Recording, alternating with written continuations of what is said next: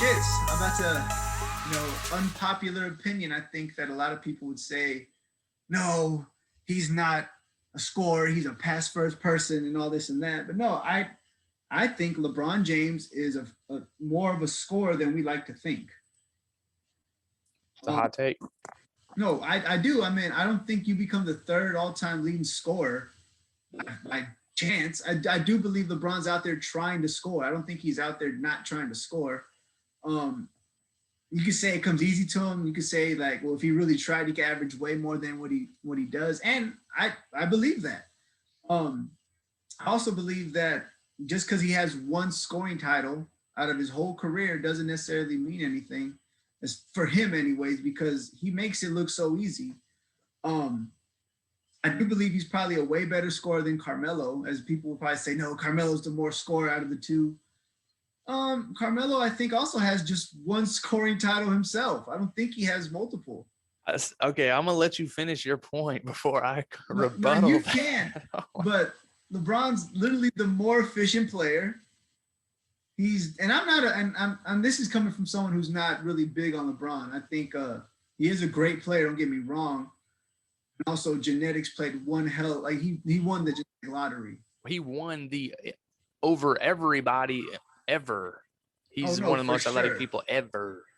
For sure, but I mean, he's never not had 20 points per game his whole career, like for an average. I mean, he's always averaged somewhere around. I think his career average is like 26, 27. And I don't think. I mean, that's just what I believe. I mean, and you could just see it. He's easily one of the purest scorers we see, and we claim that he's not a scorer. I think he is. I mean, like I said, you don't become the third all-time leading scorer and not try to score the basketball and be as efficient as he is.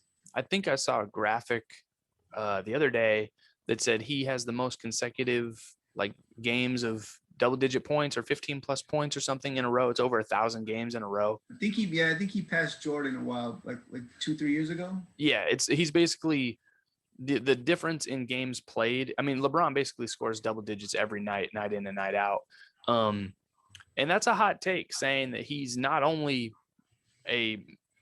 one of the best scorers of all time, but that he is a scorer, more of a scoring-minded player than everyone wants to basically make him out to be just a playmaker at this point. I would think so. Now, see it. I mean, well, sorry to cut you off. One more. He does get his teammates involved. He does cause a lot of people to, crowd him whenever he does drive to the lane. But he doesn't have that killer instinct as far as like what we claim Jordan and Kobe to have, or like Kevin Durant to have per se, or Kyrie Irving. We don't give, or Larry Bird. We don't give him that. We like to give him magic. Right. I don't think he's nowhere near magic. I think he's a mixture of a lot of people. As far as like when you analyze his game and put his game together, just how big he is, how fast he is, he hasn't stopped. And I just think that he really does score with ease compared to a lot of people. Like I said, it's not, you don't become the third all-time leading scorer, maybe even second. I think that first is going to really be pushing it, but I think it's close. But go ahead. No, my thing with LeBron is he's obviously a really talented player. So you talk about efficiency in scoring. And the way I see LeBron, if LeBron has a night where he, shoots 9 of 13 and he ends with 26 points, whatever the assist and rebounds are, I want to know what the majority of those shots were. Were they dunks in transition? Were they layups? Were they off a pick and roll with no help?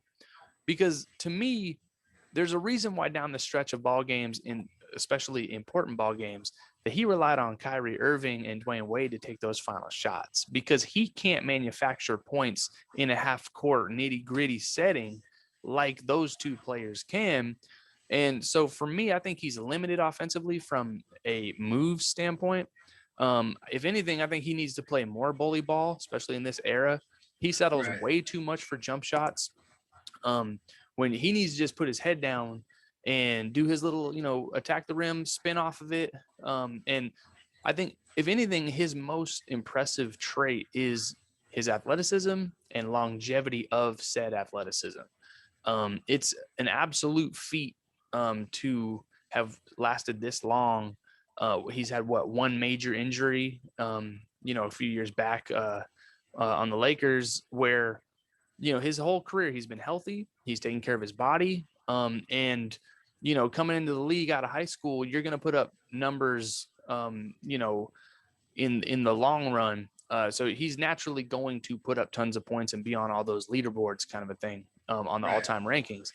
But when I really break down what a scorer is, I don't think he's as talented or skilled, I should say. Maybe he's more talented, but he's not as skilled as some of these players we're talking about. I just think his moves repertoire relies mostly on strength and athleticism and not enough on craft. Right.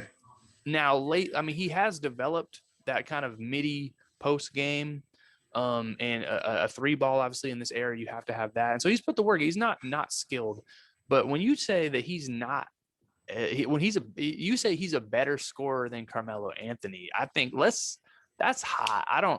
I wholeheartedly disagree with that.